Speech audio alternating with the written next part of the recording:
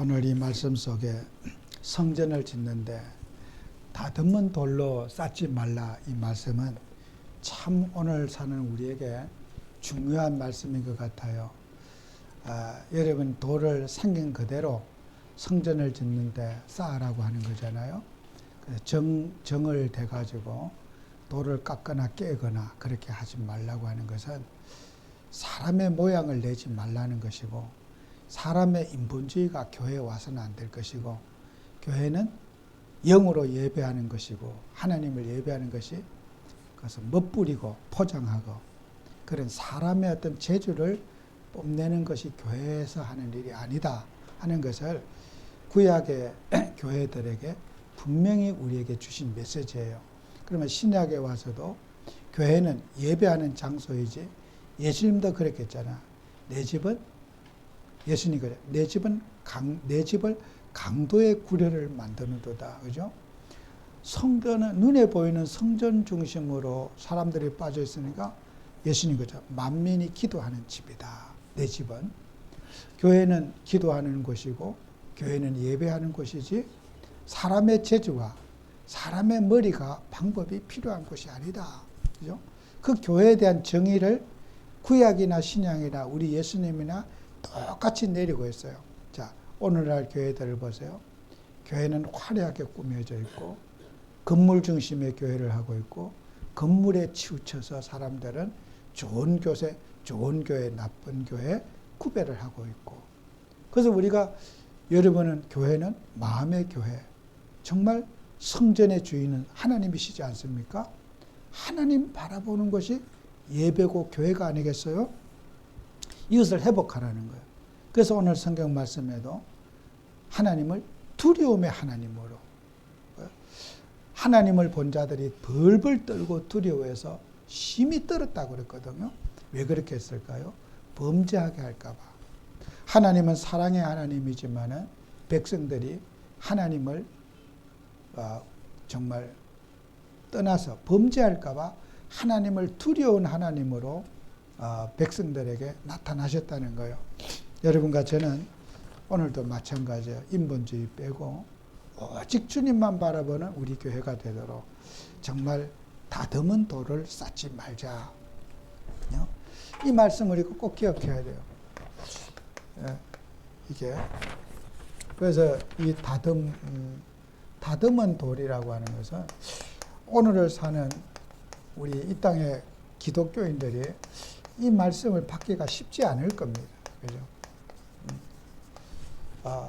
너무나 교회는 화려하고, 또 교회는 이렇게 후대들이 예배에 집중할 수 있는 교회당을 만들어야 되죠. 저는 아까도 얘기했지만, 만약에 저는 교회를 세운다면 후대가 교회를 정말 예배만 딱 드릴 수 있는 공간이 있으면 된다. 거기에 무슨 부속실을 많이 만들어 가서 교회가 프로그램 중심으로 가지 않도록, 그것은 정말 우리가 후대를 살리는 교회여야지. 교회는 그렇게 화려하게 꾸미는 것이 되어서는 안 될 것이고, 그렇죠? 우리가 교회 예배도 그래요.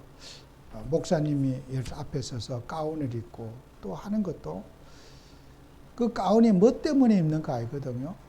예배에 집중하기 위해서 어떤 그런 화려한 옷들, 성도들의 마음에 집중을 방해하는 어떤 것도 교회는 해서는 안 돼요. 광단의 꽃도 마찬가지예요. 꽃도 너무 화려해서 성도님들이 예배 오는데 꽃 쳐다보게 한다. 그 꽃 치워버려야 돼요. 그래서 어떤 큰 교회들은요, 꽃을 싹 치워버리는 교회가 있어요.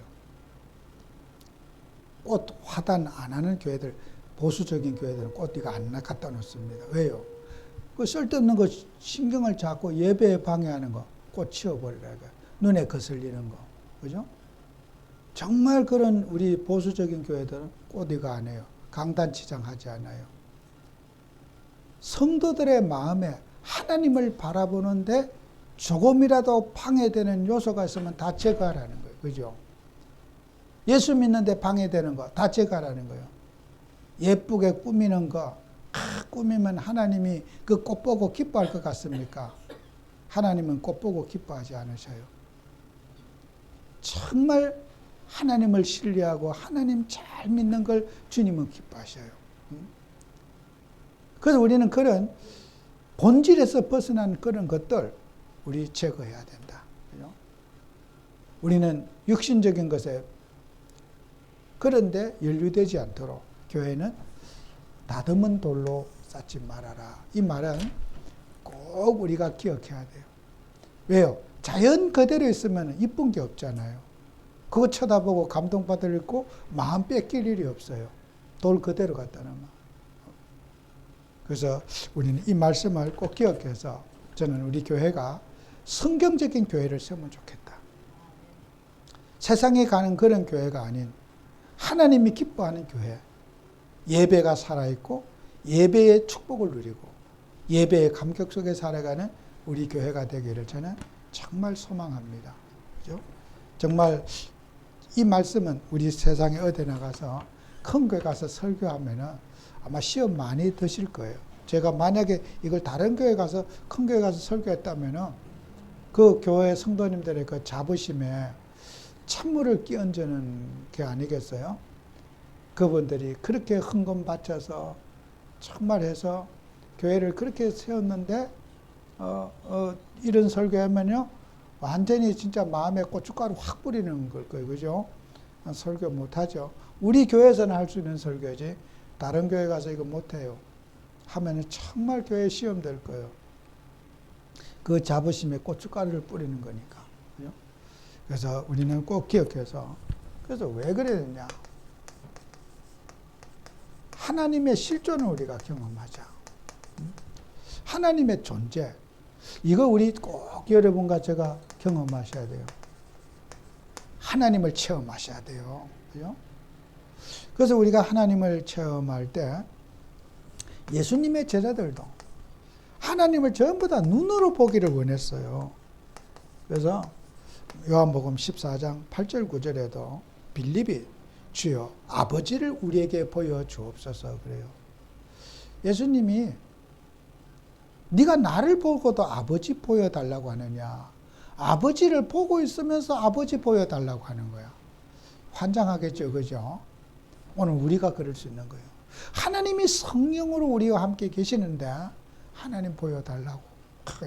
이상한 소리 하니까 하나님도 진짜 이거 적반하장이다 이거죠.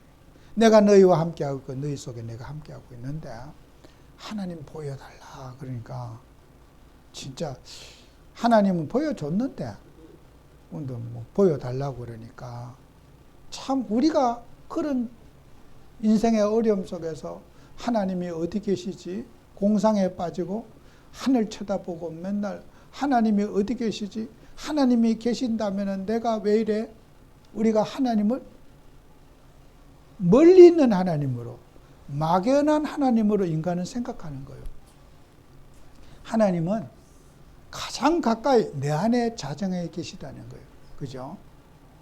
여러분 안에 여러분 하나님의 성령이 여러분과 함께 계시고 성삼위 하나님이 여러분 속에 함께하고 계시는 거예요. 이 사실이 믿어야지 우리가 기도도 하고 하나님을 의지하지 않겠어요? 하나님이 계신 것이 믿어지지 않기 때문에 기도가 안 되는 거잖아요. 정말 전능하신 하나님이 나와 함께 계신다면 기도를 안 할 수가 없을 거예요. 주님 도와주세요. 주님 함께 하시. 주님께 의지하지 않겠습니까? 그래서 여러분은 하나님의 실존을 확인하는 삶을 살아야 돼요. 이거 확인한 것만큼 기도가 되어져요. 이거 한 것만큼 우리가 하나님을 바라보게 되어지잖아요. 하나님 어디 기도원에 계십니까? 산에 계십니까? 단지 안에 계십니까? 어떤 특별한 장소에 계십니까? 특별한 아름다운 교회에 계십니까? 하나님은 성령으로 우리와 함께 계시다는 거예요. 그죠? 화려하게 잘 꾸민 곳, 그곳에는 하나님이 계실 것 같은데 누추한 내 집에는 하나님이 안 계실 것 같은 거야. 답답한 이곳에는 하나님이 안 계실 것 같은 거예요. 그죠? 빌립이 속은 거예요. 하나님 앞에서 하나님을 찾은 거예요. 우리 예수님이, 그죠? 예수님과 하나님은 동일하신 분이에요. 그죠? 주님 앞에서 하나님을 보여달라고 그런 거예요. 참, 그래서 예수님이 참 그런 말씀. 그래서 어찌하여 아버지를 보이라 하냐, 예수님이 빌립에게. 내가 하나님인데 하나님을 또 보여다. 네 보고 있으면서 네가 하나님을 네가 찾느냐는 거죠.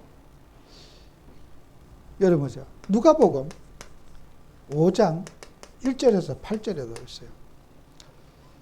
게네사렛 호숫가에서 예수님이 이제 제자들이 배를 타고 고기 잡으러 가는데 예수님도 그 배에 이제 타셨어요. 제자들이 거기서 이제 배 위에서 말씀을 쫙 예수님이 말씀하셨어요. 근데 제자들이요, 고기를 못 잡는 거예요. 이제 말씀 끝나고 고기 잡는 못 잡아. 예수님이 그런 말씀, 베드로에게 저 그물을 저기 던져봐라 했더니 베드로가 말씀에 그물을 던졌지 고기가 너무 많이 잡혀가지고 그물이 찢어서 옆에까지 와가지고 그물을 건져냈어. 그리고 난 이제 베드로가 그 그물을 고기를 많이 잡아서 좋은 게 아니고 그때 뭐요? 회개하는 거예요. 회개. 고기 잡은 그 기쁨은 베드로는 없었어요. 아, 내가 하나님을 가까이 하면서 하나님을 못 붙잡았구나. 그래서 8절에 그래요. 시몬 베드로가 이를 보고 예수의 무릎 아래 엎드려 이르되 주여 나를 떠나소서 나는 죄인으로소이다 그래요. 내가 하나님을 내 옆에 내와 함께 있으면서도 예수님을 그리스도로 하나님으로 내가 믿지 못했다고 하는 거예요. 그죠? 전능자로 믿지 못했다는 거예요. 오늘 우리가 그래요. 전능하신 우리 주 예수 그리스도를 믿지 못한 거예요.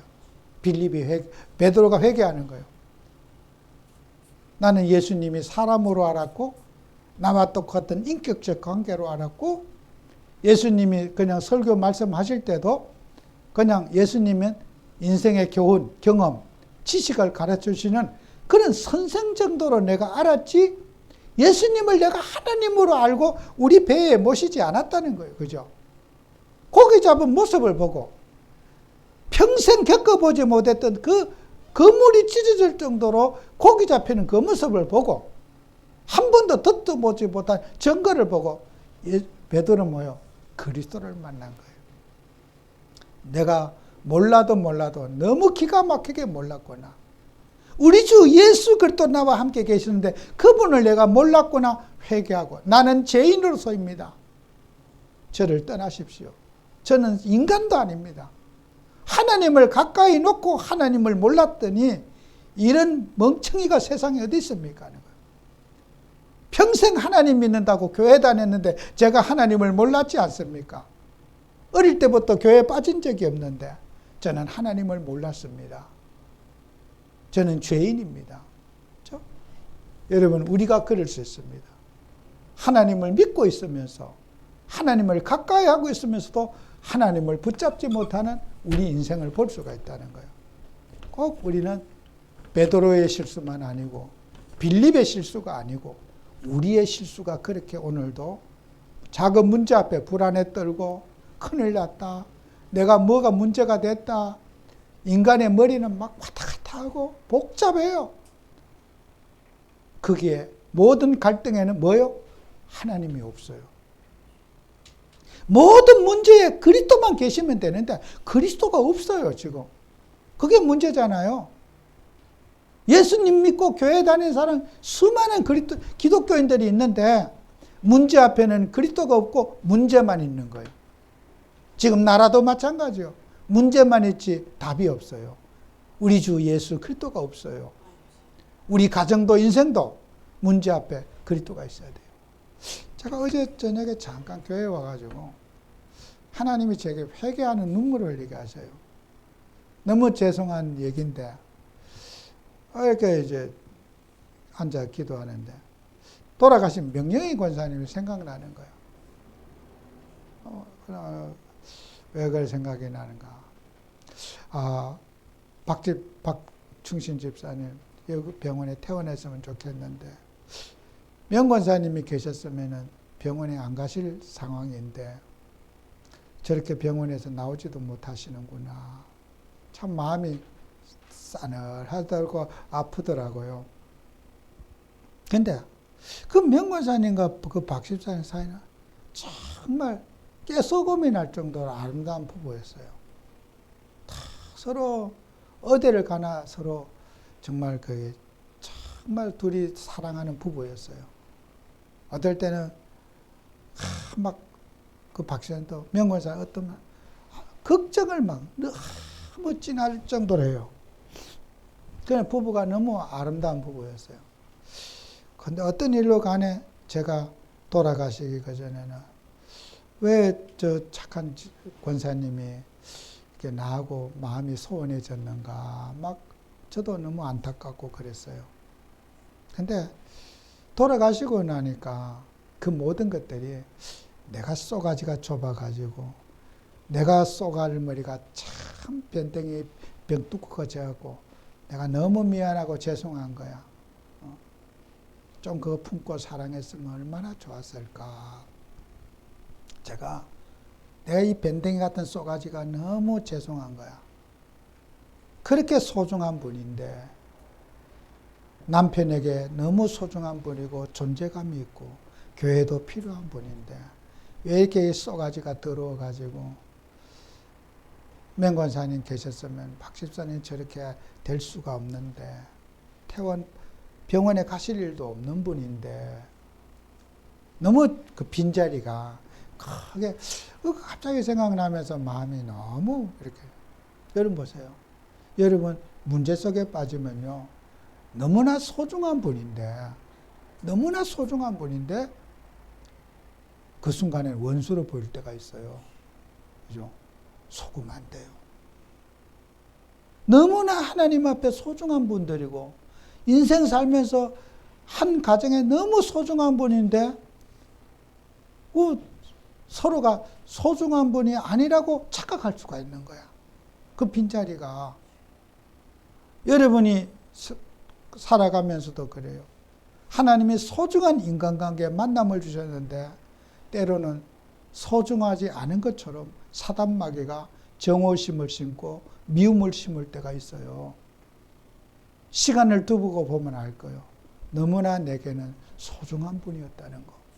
부부관계도 그렇고 자녀관계도 그렇고 소중한 관계인데 사단이 이간을 시키고 감정을 집어넣고 소중한 분의 빈자리가 여러분 드러나요. 돌아가시고 나면 참 소중한 분이었는데, 그죠? 여러분 저와 같은 후회하고 살지 마시기 바라요. 소중한 분이었어요. 다 소중해요. 소중하지 않은 분은 세상에 한 분도 없습니다. 인생 여러분 죽음 앞에 후회할 짓을 만들지 마세요. 다 소중하고 귀하신 분들인데 마귀가 나에게 소중한 것을 소중하게 붙잡지 못하겠다는 것을 여러분이 꼭 기억하셔야 돼요. 정말 우리 주 예수 그리스도 소중한 분이에요. 우리는 미워할 대상은 없다는 거 꼭 기억하셔요. 그리스도의 심장으로 모든 사람을 사랑하고 살리는 여러분 꼭 되시기를 바랍니다. 그죠? 자, 우리 예수님은 중보자셔요. 그죠? 그리스도께서 우리의 중보자. 이 중보자의 역할을 여러분이 잘 감당하셔야 돼요. 예수님이 죄인과 하나님 사이를 다리를 놔줬잖아요. 예수님이 다리가 되어주셨잖아요. 하나님 만나는 길이 되어줬잖아요. 우리도 여러분을 통해서 살리는 길이 되어주셔야 돼요. 그죠? 우리는 예수님의 공만 탁 따먹고 말고 나는 내 마음대로 사는 게 아니라 예수님께 우리가 그런 값없이 은혜를 받았으면 나도 사람 살리는 통로가 되고 사람 살리는 가교 역할이 되고 중보자의 그런 위임을 나도 대신 흉내는 내고 우리가 살아야 되지 않겠어요? 중보자가 되라는 게 아니고 흉내는 내야 될 거 아니에요. 그죠? 이 제약된 인생이 사람을 살리는 예수님, 흉내라도 한번 내보고 살아야 되지 않습니까? 흉내라도 내지 않고 사는 사람. 자, 우리가 어떻게 중보자가 될 수 있겠습니까? 중보자가 될 수 없어요. 신용이라도 좀 하고 살자. 신용이라도 우리가 하면서 살아가는 여러분이 돼야 돼요. 우리 예수님이 요한복음 14장 6절에 길이요 진리요 생명이니 나로 말미암아 아버지께로 올 자가 없다. 예수님은 길이 되셨고 진리가 생명이 되어 주셨어요. 어때 우리 예수님의 이 공로에 명함이라도 내밀 수가 있겠습니까? 죄인인 우리가. 그러나 우리는 신용이라도 하고 살자. 사랑하는 척이라도 하고 이해하는 척이라도 하고 위로하는 척이라도 좀 하자. 우리의 심령이 구더기가 버글버글 끓어도 탐욕과 욕심과 감정이 끓어도 신용은 하고 살자는 거예요. 그죠? 이런 속도죠. 미운 놈에게 떡 하나 더 주라는 말 있잖아. 밉지만은 떡 하나 더 주자는 거예요. 그죠? 미웠지만은 떡 하나 더 주자는 거예요. 우리의 심령은 그렇게 정말 타락한 인생의 그런 탐욕이 가득 차 있지만은 흉내라도 좀 냅시다. 그런 뜻이에요. 그죠? 꼭 여러분이 언약의 말씀을 잡고 승리하시기 바라요. 예수님께서 그랬어요. 로마서 11장 17절 20절에 돌감나무인 우리가 참 감람나무에 접붙임을 받아서 사는 게 아니냐. 돌감람나무가 참 감람나무에 이 진액이 올라가고 이렇게 이걸 뿌리에서부터 이게 진액이 올라와서 우리가 사는 거 아니냐. 예수님 덕택으로 예수님 공로로 우리가 살아가는데 우리는 뿌리를 우리가 생각해야 되지 않냐는 거예요. 뿌리. 돌감나무 우리가 이 공력, 은혜를 우리가 예수님의 은혜를 잊으면 안 된다는 거예요. 돌감나무 우리가 사는 것이 내가 산 게 아니라 이 뿌리가 나를 살렸으니까. 이 공은 꼭 아무리 배은망덕한 인간이라 할지라도 우리가 어떻게 사는지 근본은 기억해야 되지 않냐. 예수님 때문에 내가 살아있고 예수님의 은혜로 이 자리까지 있고 예수님 때문에 내가 오늘 존재하고 있다는 거, 이것점을 우리가 기억해야 되지 않느냐. 뿌리의 공력을 인정해야 되잖아요. 해야 되지 않느냐는 거예요. 오늘 우리 찬송가 나 같은 죄인 살리신 주 은혜 놀랍고 고마워. 정말 나 같은 죄인을 주님이 구원하신 그 은혜는 기억해야 되지 않느냐는 거예요. 잊어버릴 게 따로 있지 그 주님의 공로는 잊지 말자고 하는 것이 우리 주님의 뜻이에요. 여러분, 전적인 하나님의 은혜 속에 있는 나를 여러분, 전도서 3장 11절에 하나님은 때를 따라 모든 것을 아름답게 하셨다 그래요. 세상에 필요한 거 없고 필요 없는 것 하나도 없어요. 다 우리가 볼 때는 저거 필요 없는 거지만 주님은 다 필요해서 모든 것을 존재했어요. 하나님은 악인도 세상의 권력자들도 내가 볼 때는 저것들 다 없어졌으면 좋겠지만은 주님이 필요해서 때를 따라 다 아름답게 하셨고, 하나님은 사람 속에 영원을 사모하는 마음을 주셨다 그랬어요. 모든 사건과 문제를 통해서 하나님을 바라보도록 해준 거예요. 우리나라가 너무 잘 먹고 잘 살고 이러면 하나님이 없어요. 하나님이 우리에게 이런 갈등과 문제를 주는 것도 하나님을 바라보라고 우리 민족에게 하나님이 사랑의 채찍을 가해준다 생각해요. 오늘도 너무 안타까운 뉴스지만은 비행기가 그렇게 떨어진 것도 그만 싸우고 정신 차리고 하나님을 바라봐라. 저는 하나님이 우리에게 채찍을 지금 가신 거라 생각해요. 기도해라. 그만 싸워라. 좀 그만 갈등해라. 하나님은 우리 민족에게 메시지를 주는 거라. 그 아픔을 통해서 우리 민족에게 하나님 나는 간섭하는 거라 봐요. 교회도 정신 좀 차리고 기도하고 무슨 파당 좌파우파 그런 고만하고 예수님을 바라봐라. 예수님이 좌파우파했어요? 예수님은 모든 사람을 살리는 역할을 했어요. 예수님은 정치하지 않았어요. 예수님 시대 때처럼 로마의 정부가 예수 믿는 사람 불합리하게 탄압하고 핍박한 적 없어요. 초대교회 성도님들은 정치와 싸우지 않았어요. 복음 가지고 정치를 정복했어요. 이념 속에 살지 않았어요. 그죠? 그들의 로마의 정부의 불합리와 초대교회가 피켓 끌고 촛불 켜고 데모하지 않았어요. 기도로 싸웠고 전도로 그들을 변화시켰고 영적인 싸움을 했지. 초대교회는 무슨 피켓 들고 돌아다니면서 소리 지르지 않았어요. 정말 우리는 시대마다 사회적 불합리와 여러 가지 사상과 이념들 없는 시대가 어디 있겠습니까? 우리는 믿음의 방법으로 정말 영적인 것으로 승리하는 우리가 돼야 될 겁니다. 그죠? 로마서 11장 35절, 36절에 정말 여러분 꼭 우리가 기억하셔야 돼요. 누가 주께 먼저 드려서 갚으심을 받겠느냐? 만물이 주에게서 나오고 주로 말미암고 그에게로 그에게 영광이 세세토록 있을지어다 그랬어요. 그래서 우리 여러분과 저는 항상 우리가 하나님 앞에 기억하면서 우리가 모든 것이 하나님께로 여기 이 참 전치사가 저는 참 은혜가 되더라고요. 나오고 말미암고 돌아감.